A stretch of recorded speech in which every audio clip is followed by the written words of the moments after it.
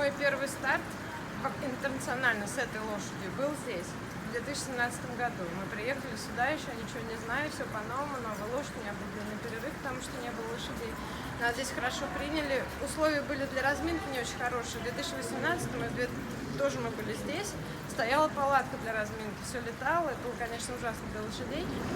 А в этом году мы заявились сюда, нас вообще было очень трудновато с турниром в конце года, потому что все ездили, там еще зарабатывали лицензии, нас нигде не брали в Европе, Россия редко где приглашена. И сам первый турнир, который мы опять захотели бы проехать, был Лир, и нам сразу подтвердили наше участие, что было очень приятно, наконец-то, после паузы на сольный турнир. И я знаю от наших девчонок, что в прошлом году они построили вот этот вот манеж разминочный, и что условия еще лучше стали. Нас здесь всегда тепло принимают, и поэтому мы решили снова сюда приехать. В 2017 это был мой первый большой приз на этой лошади, потому что мы до этого выступали на национальных турнирах, и там был только короткий большой приз или средний 2, или какая-то такая подобная езда. И я здесь ехала попробовать вообще, как оно пойдет, настоящая программа большого приза. И мы получили 66%, сразу заработали лицензию, это было очень радостно для нас, и даже попали в КЮР. В 2018-м они включили фонарики, мы ехали тоже вечером, как и вчера, но эти лиловые фонарики, они сейчас светят только наверх, а тогда они светили наверх и вниз. И внизу были вот эти вот зайчики фиолетовые, и мы прыгали всю езду через эти зайчики с Валесой вместе. Она, конечно, уже лучше бежала, выше процент, но благодаря этим зайчикам и конкуру, который у нас был на езде, мы наехали опять 66%. Поэтому хочу сказать, что в этот раз, в третий раз, это самый удачный старт. Она хоть чуть-чуть посмотрела на цветочки, но по большому счету после перерыва и турнир в манеже, она их не очень любит, сложился достаточно удачно для нас, я считаю. Пару раз экспериментировала с музыкой, но брала русских композиторов, была украинский композитор. И, в принципе, было неплохо. Но как-то увидела интервью Катарины Гусь, которая очень радовалась по поводу того, что всадники берут национальную музыку. И последний тур мы сделали национальную музыку. Кадриль очень черная. Я зато люблю Ивана. Такое все.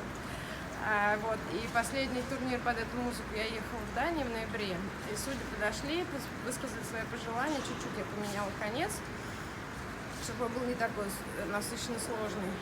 А музыку мне судьи сказали, нам нравится музыку можешь оставлять. Вот, посмотрим, что будет завтра. Небольшая проблемка здесь, когда ты один. Надо приезжать в 6 утра кормить лошадь. Но вот Леночка, спасибо, помогла, 2 раза уже покормила ее с утра. Нам хотя бы не пришлось туда-сюда ездить, потому что завтрак позже, лошадь завтрак раньше.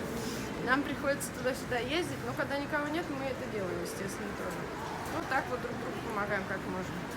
Друг на друга смотреть и болеть, если надо где-то что-то перехватить, подхватить, помочь.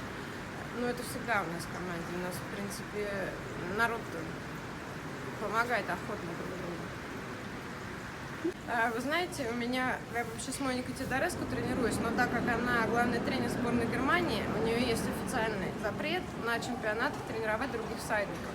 Она хоть и подглядывает издалека и подсказывает, но не может помочь, выйти и помочь. На таких небольших турнирах она выходит, помогает. Спасибо ей огромное за это. И, конечно, что нам не хватало, это тренер, который бы с нами с птенчиками возился. Что он и делает на этом турнире. Он ходит за нами, приходит на все тренировки, заходит иногда в конюшню, смотрит, что мы там делаем, садится рядом во время езды, когда другие едут, объясняет, что к чему, как лучше, как хуже, что он видит.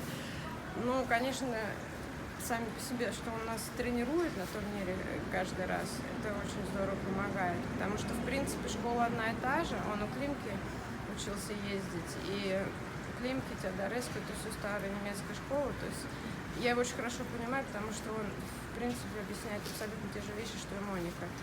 И важна именно вот эта поддержка, что он приезжает к нам, дома нас тренирует, что он здесь с нами тренируется. То, что Моника просто физически не может.